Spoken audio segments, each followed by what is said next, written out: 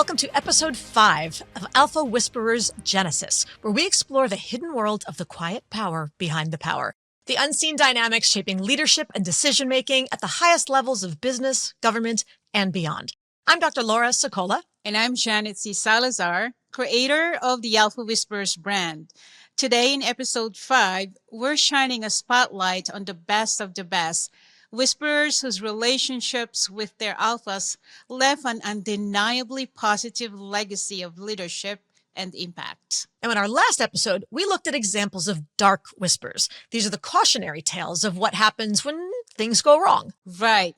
The dark whispers were important because they were the catalyst for my whole focus on Alpha Whisperers. We wanted to identify what must not be allowed to continue. Exactly. So today we're going to flip the coin and celebrate the more positive models, the whisperers who exemplified traits like loyalty, wisdom, and the power of effective counsel. So their stories also hold lessons that we can all learn from. That's right, Laura. But before we go any further, we're not saying that the whisperers that we're going to talk about as examples of today's episodes are angels. Mm-hmm. I mean, nobody's perfect, and most of us are far from it. Sure. But we're going to focus on what's possible when there is a strong, mutually trusting relationship between the alpha and the whisperer. And when a whisperer is driven by a commitment to service and collective gain, rather than personal gain at the expense of others or everyone else, like the examples we cited in episode 4. Yeah, I'm definitely glad you made that caveat because we certainly don't want anybody out there to think that we're identifying these people as perfect, because that's not it. So with that, before we dive into the specific examples that we're going to share today, I wanted to start with a quote from arguably one of the greatest alphas in history, Henry Ford. Now, after World War I, Ford sued a Chicago newspaper for libel, having published articles that were painting him as ignorant. And that made a big impact on a lot of people, the articles, that is. So Ford, during the trial, he allowed himself to be put on the witness stand. And at the time, the other attorney kept asking him all sorts of random general knowledge questions to try to prove to everybody else that he was indeed ignorant. And all these questions kept flying by, many of which Ford couldn't answer. And after a while, he famously said, "If I should really want to answer the foolish question you've just asked, let me remind you that I have a row of electric push buttons on my desk.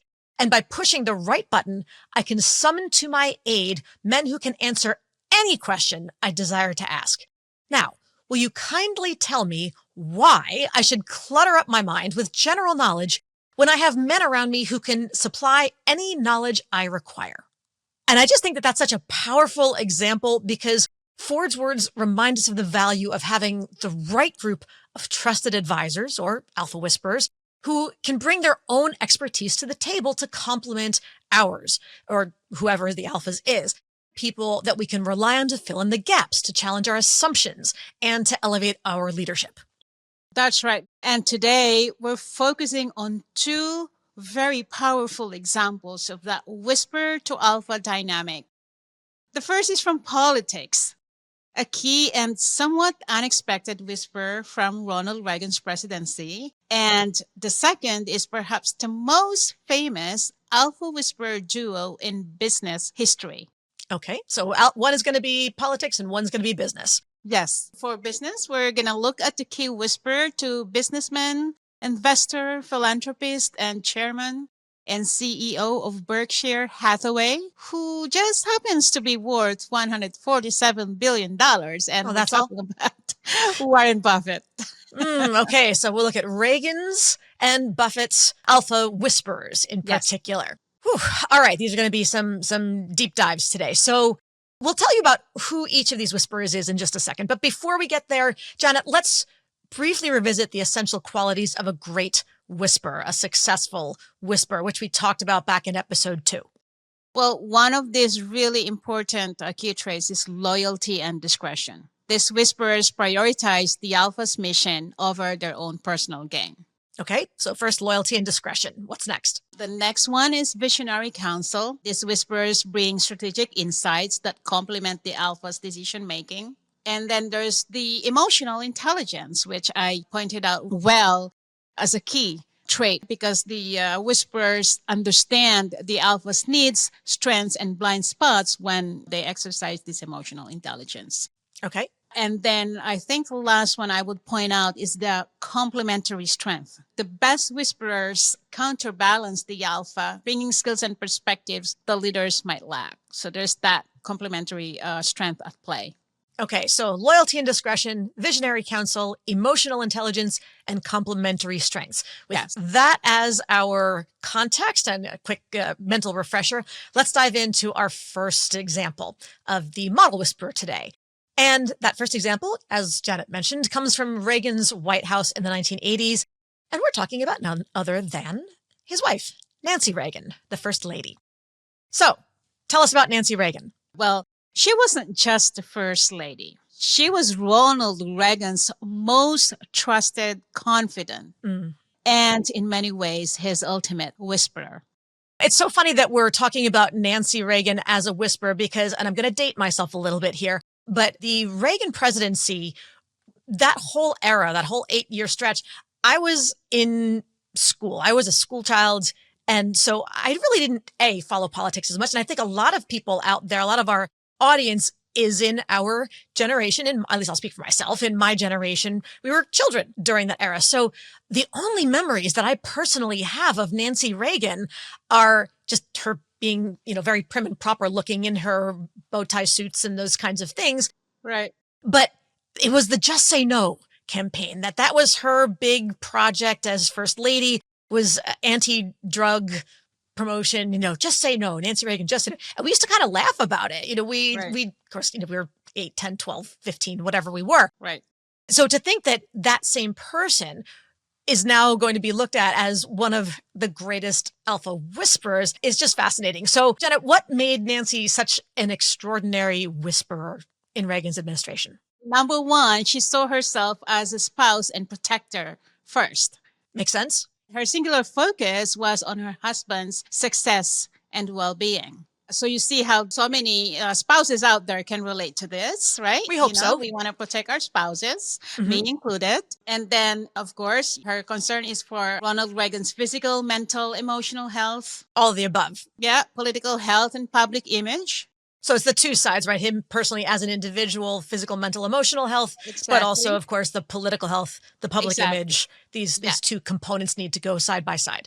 Exactly. Okay. And of course, she lovingly referred to him as Ronnie. It's very endearing. Exactly. So that's her being so focused on her husband. And Nancy was fiercely loyal. That fierce loyalty, she acted as Ronald Reagan's protector, enforcer, and emotional anchor. That's an interesting combo, right? So protector and enforcer, but also emotional anchor. Usually people are good at one or two, but not all three. So how does she do that? Reagan depended on her for her emotional support and judgment.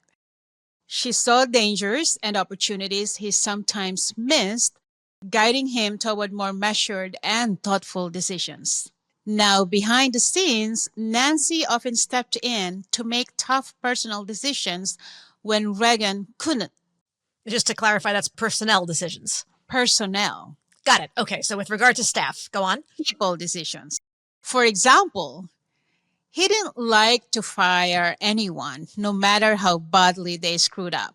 Oh, okay. Well, that's different from current leaders. So go on. Exactly. Yeah, where they fire left and right, right? Right. Exactly.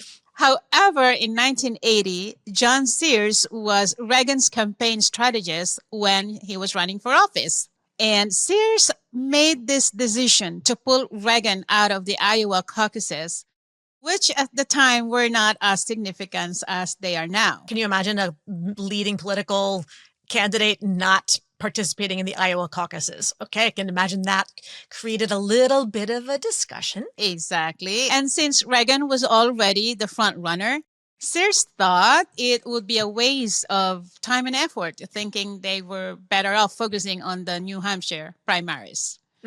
Of course, unsurprisingly, he was wrong, and it hurt Reagan's momentum. That would not make people happy. Exactly. So after that, Nancy led the charge to convince her husband to finally let him go. And so she was successful in that, and he was like, oh, Exactly. got it. So he didn't have the stomach to pull the guy out, but Nancy said, nope, he's done. Make it happen. Exactly. And in 1981, this is history, of course, right? When John Hinckley shot President Reagan in an attempted assassination. That would be hard to forget. Yes, even as a child. And while he was at the hospital, Nancy sat and maintained control of the narrative. Okay. I mean, on the other hand, she ensured that any public-facing messages were positive, hopeful, and strong. And her goal was to make sure his reputation and dignity were protected.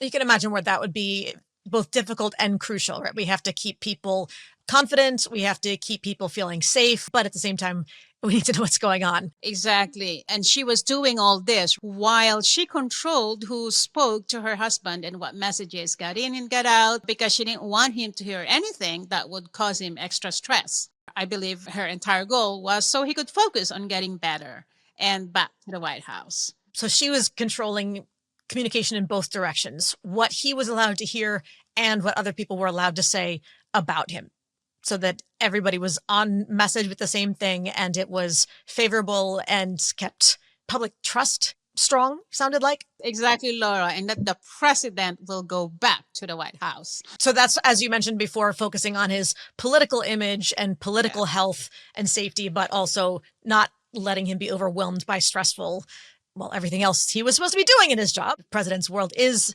stressful, so that he could be physically capable of healing and then getting back to running the White House as she was promising everyone else he was going to do. That's a lot of juggling. A lot of juggling, Laura, when you're running the United States of America. The largest, most powerful country in the world. Yeah, I would imagine there's a lot of balls in the air for that. Okay. Exactly. What else? There's also a great story that's often told about a literal whisper that may have nudged a turning point in the Cold War. Okay, a whisper that created a turning point in the Cold War. Tell me the story. A literal whisper, Laura. So as the story goes, when Cold War tensions were very high, there was an event at the White House that was attended by Soviet Foreign Minister Andrei Gromyko. Well, Gromyko was not exactly known as Mr. Personality.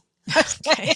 He was stoic and gruff and seemingly impenetrable and, poker face. But at one point, Nancy walked by him, touched his arm, and literally whispered one word, peace, into his ear. Can you imagine that? Just going up to a dignitary who's technically an opponent, someone who you're trying to get them to not destroy you, and just saying, peace. Exactly. That's it. Well, this did not magically create world peace, of course, but it served as a reminder that the US and the Soviet Union really did share same goals, and that both just needed to remember that it was peace and they can work toward it together. So after that, there are reports that something was different, that Gromyko was just a little bit softer at times. And it might have been due to that one whisper. It's fun, isn't it? Because everybody out there, we're, of course, taking everything with a grain of sand. As John mentioned, this is not like that one whisper was the magic Harry Potter incantation that fixed everything. And suddenly we turned the dragon into a puppy. And although it was not that, but you just never know if this is part of lore of that era.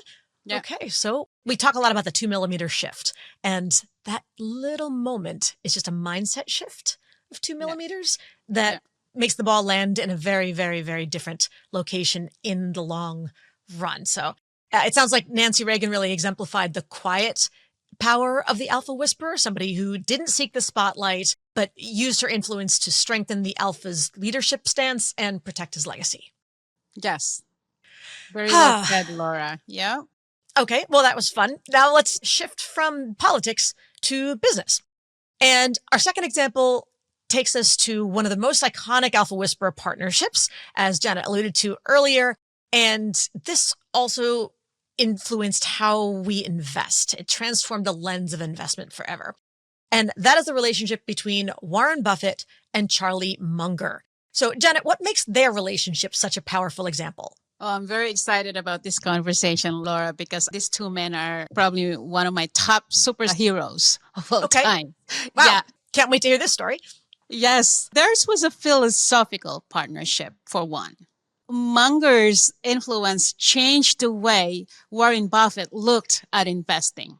Mm, Now, Munger did enjoy colorful labels on certain things. For okay. example, that's why I love the guy. Originally, Buffett did a lot of what Munger called cigar butt Hmm. investing. I mean, I Hmm. know that very well because sometimes I smoke cigar.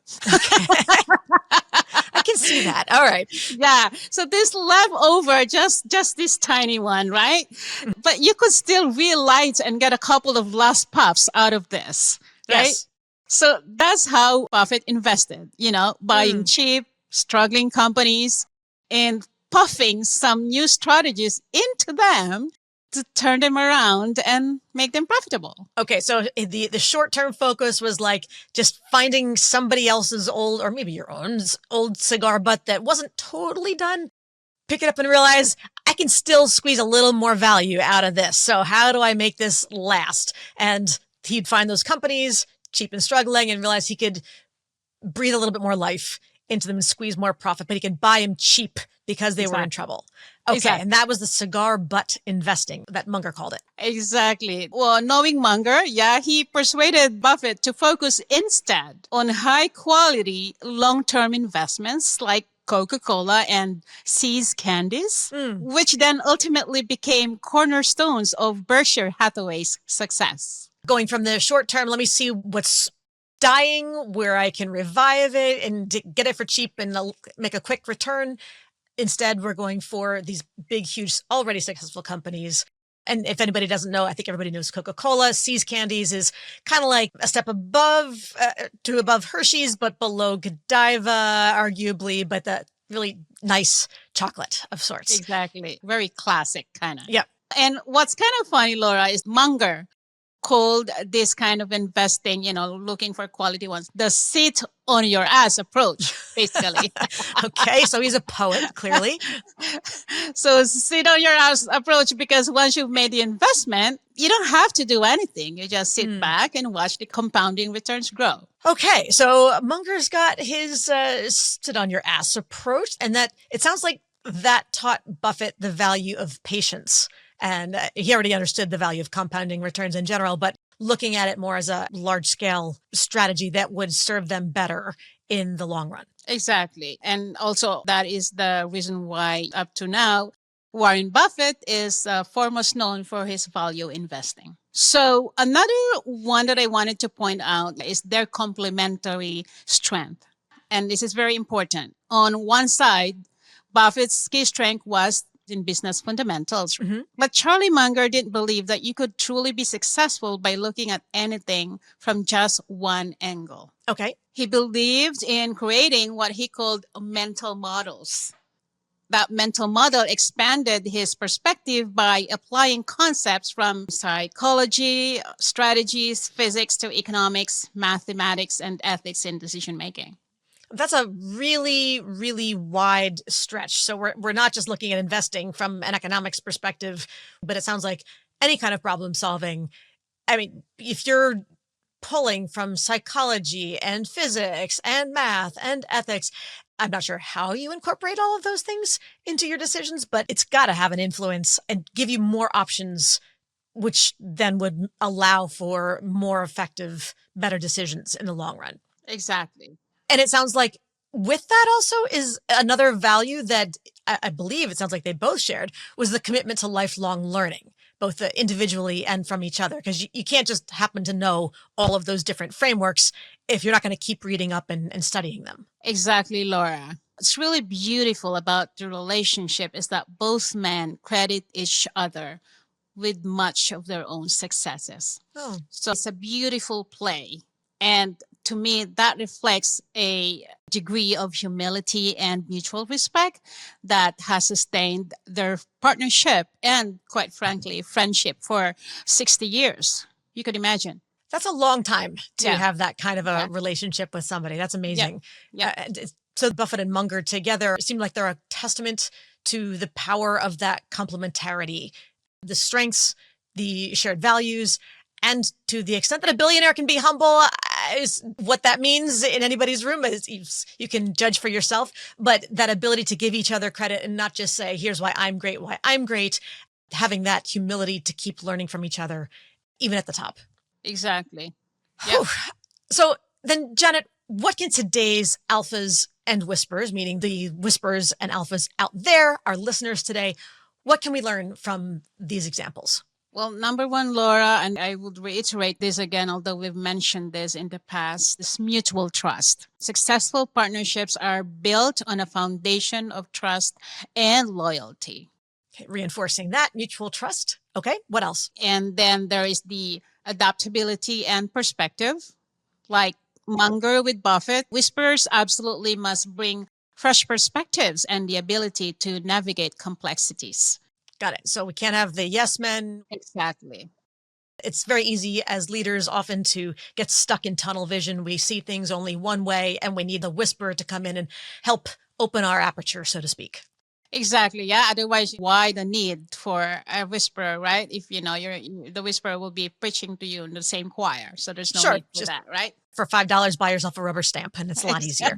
Exactly. I like how you said that. So the third one is focus on the greater good, which I always kind of radically emphasize in our conversations, right? That focus on the greater good. And also the reason why I created the Alpha Whisperers, as seen with Nancy Reagan, whisperers who prioritize their alpha's mission over personal gain, create lasting impact. And to clarify the caveat you gave before, these are not martyrs. These are not whisperers and leaders who want nothing for themselves. They gained plenty. Let's be clear about that. The Reagans gained plenty.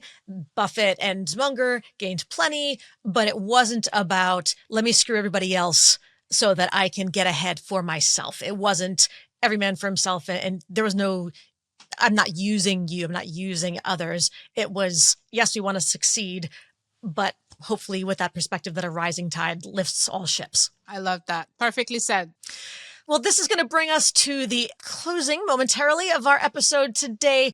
And the stories of Nancy Reagan and Charlie Munger, I believe that they really remind us that great leaders are often defined not just by their decisions and how they lead, but by the greatness of those who guide them. So the best Alpha Whisperer partnerships are built on trust, on wisdom, shared commitment to something greater than themselves. Janet, looking ahead, what are we going to focus on in our next and final episode of Alpha Whisperers Genesis? I cannot believe we're already talking about the next and final episode of Genesis. It's been such an incredibly exciting ride. Great conversation. So where are we going last? So the last episode, we're going to look at the future of Alpha Whisperers. What qualities will the new breed of Alpha Whisperer need to succeed in an increasingly complex and interconnected world? Okay, so what qualities they'll need? What else? We'll look at how whisperers can redefine their role to meet the challenges of tomorrow, especially with AI and all that quantum innovation. I imagine that's going to be hard to keep up with, and they definitely need to. And I'd say the last one would be what implications all of this has for humankind. Oh, is that all? Yeah. We're going to talk about the new breed of Alpha Whisperers, but what does this mean to humankind? So big topics we're going to be addressing next time around. We're saving the best for last, basically. Sounds good. Okay. Any final thoughts? Well, Laura, I think what's most important is to remember that being a whisperer is not about wielding power. It's about elevating your alpha and the mission you both serve. These role models that we discussed, Nancy Reagan and Charlie Munger, show us how it's done. Okay, everyone, you've got a lot of food for thought today, thinking about how you out there as whisperers and or as alphas can come together, how you're finding the right combination of vision, skills, trust to make sure that you are able to serve your individual and collective missions to the best of all. With that, please don't forget to subscribe and to rate the podcast and reflect on your own qualities that define your own leadership or advisory roles. So, Janet, where can people find even more resources to help them on their alpha or their whisperer journey? They can find us on our website, alphawhisperer.com. We're on LinkedIn, Twitter, Instagram. And YouTube. Yes. I keep Hopefully many of you forgetting. are watching us on YouTube now. And of course, Yes. we'll put all of these links to these various social platforms in the show notes today. Thank you, everyone, for tuning in, as always, to explore the power behind the power. I'm Dr. Laura Sicola. And I'm Janet C. Salazar. And you're listening to Alpha Whisperers Genesis.